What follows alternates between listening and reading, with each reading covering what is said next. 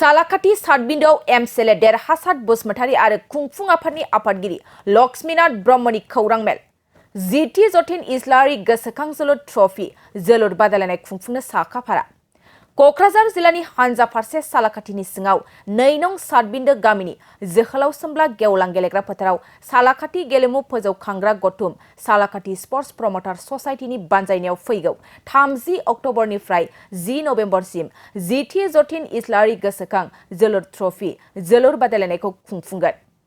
फैगौ 30 अक्ट'बर खालारखालि माखासे मेहेरगोनां हाबाफारिनि गेजेरजों गेलेनायखौ बेखेवजेननाय जागोन। बेखेवजेननाय गेलेनाया पर्बतजरा एफसि आरो सन्दियागाव मार्शल एफसिनि गेजेराव जागोन। गेलेनाय मोजां मोनग्रा सिबिनां रायजो राजा आइ आफा बिदा फंबाय बिब' बिनानाव नोंथांमोन गिबियावनो नोंथांमोन बयनोबो बिमा लोक्षि फुजानि गाहाम हामलायनाय जासिगोरनाय थाबाय। गुबुन बोसोरनि बादि देग्लायबो जतिन इस्लारि गोसोखां फुटबल बादायलायनाय हाबाफारिखौ जोङो फैगौ 30 अक्ट'बरनिफ्राय जागायजेननो आखायाव लाबाय आरो 10 नबेम्बर खालि बे हाबाफारिखौ खेलाखौ जोङो फाइनाल खेला हिसाबै आरो फाइनाल खेलाखौ फाथिनो थाखाय थिरां खालामनाय जाबाय। देग्लायनि बे जिथु जानो गोनां खेला बे खेलायाव जोंनि ओनसोलनि नामी दामि आरो गोख्रों फुटबल गेलेग्रा 12था क्लाबनि गेजेराव जोङो बे बादायलायनायखौ खुंनो आखायाव लाबाय आरो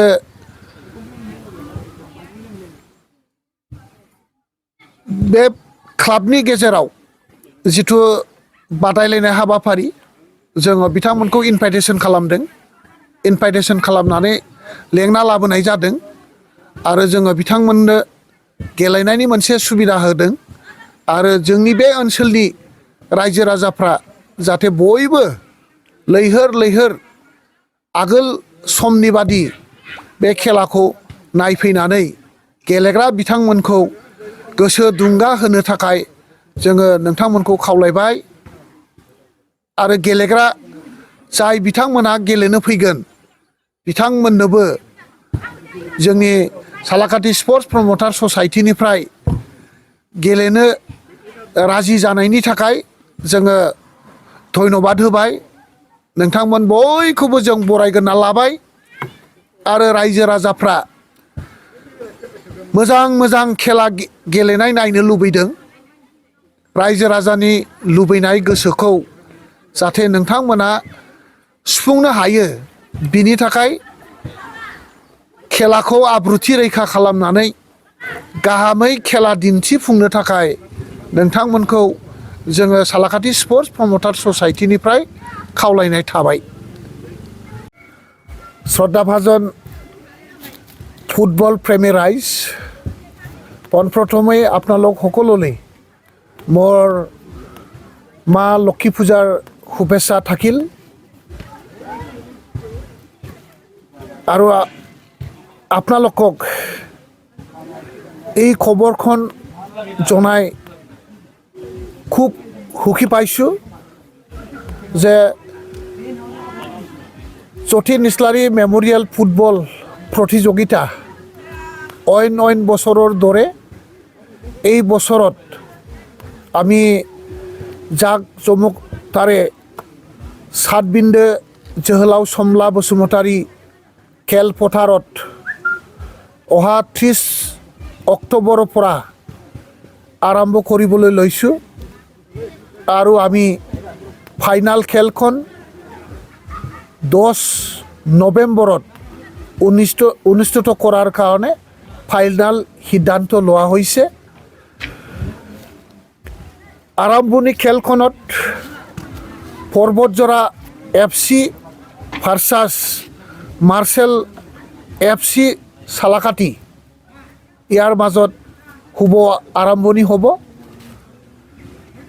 আৰু আমি এই বছৰত 12টা টিম আমন্ত্ৰিত ক্লাবৰ জৰিয়তে এই খেলখন অনুষ্ঠিত কৰিম। তো আমাৰ Parbatjora FC, Rebels United FC, Dotma FC, Pherenga FC Bijni, সাগেনেন FC আমগুৰি, বাৰহুংখা ক্লাব ক'ক্ৰাঝাৰ, বনজাৰ FC, গ্ল'বেল FC, মাৰ্চেল FC, JMD FC, সনদ জ্যোতি সাগেন FC, বটচা লাইমন ক্লাব FC চালাকাটি।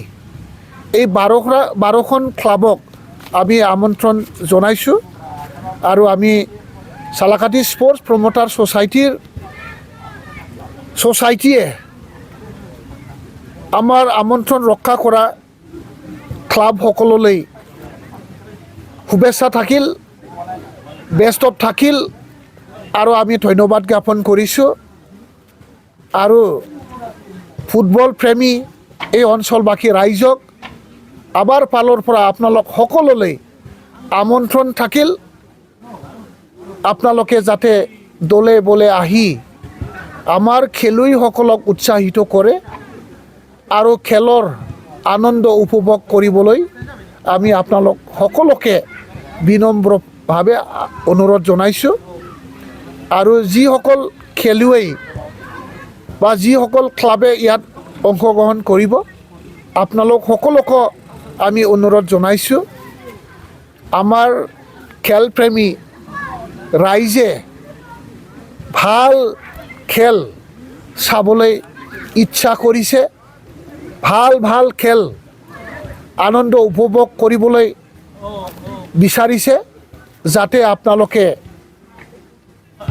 ভাল খেল খেলি পেলাই ৰাইজৰ মন জয় কৰিব পাৰে, তাকে মই অনুৰোধ কৰিছোঁ। ধন্যবাদ। गेलेग्रा मोजां मोनग्रा रायजो राजा नोंथांमोन, देग्लायबो जतिन इस्लारि गोसोखां फुटबल बादायनाया फैगौ 30 अक्ट'बरनिफ्राय जागायगोन। 30 अक्ट'निफ्राय जागायनानै सानफ्रामबो खेला, मोनफ्रोमबो दिनाव खेला जागोन आरो बेबायदिनो 10 नभेम्बराव फाइनाल जागोन। जोङो जतिन इस्लारि फुटबल बादायनायखौ लादों सालाकाटि स्पर्ट्स प्रमोटार ससाइटिया बै ओनसोलनि सालाकाटि ओनसोलनि गेलेगिरिफोरखौ थुलुंगा होनाय, बिथांमोननि हारोंथिखौ बेरखांहोनाय आरो बिथांमोननो गेलेनायनि सुजुग सुबिदा होनाय, जौगाहोनाय। बेबायदिनो जोङो 2013 सननिफ्राय नैबे जोंनि जतिन इस्लारि फुटबल बादायनायखौ खुंबोगासिनो दङ। सिगांग्रो जोङो गामि गिदिं मोनसे जायगायावल' खुङाखैमोन, गामि गिदिं खुंदोंमोन। नाथाय 2011 मायथाइनिफ्राय जोङो मोनसे जायगायावनो जोहोलाव सोमब्ला गेलेग्रा फोथाराव खुंगासिनो हरिगाव सातबिन्दियाव। 2011 मायथाइनिफ्राय जोंनि बे जतिन इस्लारि फुटबल बादायनाया बिटिसि सरकारनि अनसुंथाइ मोनदों। बे अनसुंथाइजों जों खुंगासिनो दङ आरो जोङो बाहेरानि टीम लिंहरनानै बे जतिन इस्लारि फुटबल प्रतियोगिताखौ खुंगासिनो दङ। देग्लाय 12था टीमनि गेजेराव जागोन। गुबुन जायगानिफ्राय जों हांख्रायहरदों। जोंनि ओनसोलनि 4 दल थागोन।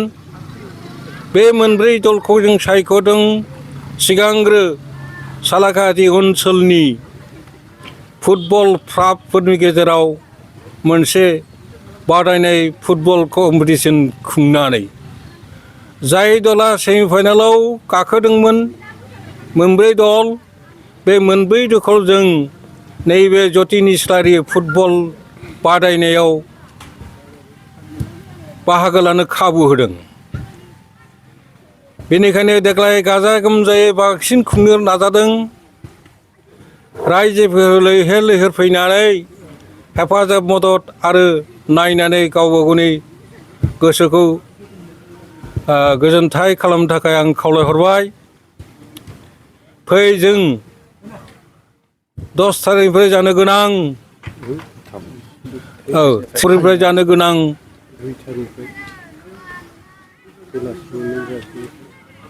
बे जतिन इस्लारि फुटबल बादायनायखौ बयबो लैहोर लैहोर नायनानै रंजाथाय लानि बेखौनो बुंनानै आं रायजो राजाफोरनो आंनि गोसो गोरबोजों साबायखर बावनानै गोजोननाय बावहरबाय। गोजोन्थों।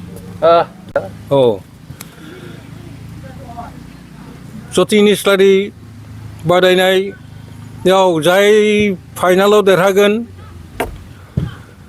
बे फाइनाल दलनो देरहानाय दलनो जोङो 40,000 बान्था होगोन आरो मोनसे ट्रफि आरो लोगोसे जाय टीमा जेनगोन बे टीमनो जोङो 25,000 रां बान्था होगोन लोगोसे गंसे ट्रफि होगोन आरो बिनि लोगोआव दंबावो बेस्ट प्लेयारनो सासेनो जों होगोन 1,000 रां बान्था 5,000 रां बान्था आरो ट्रफि गंसे।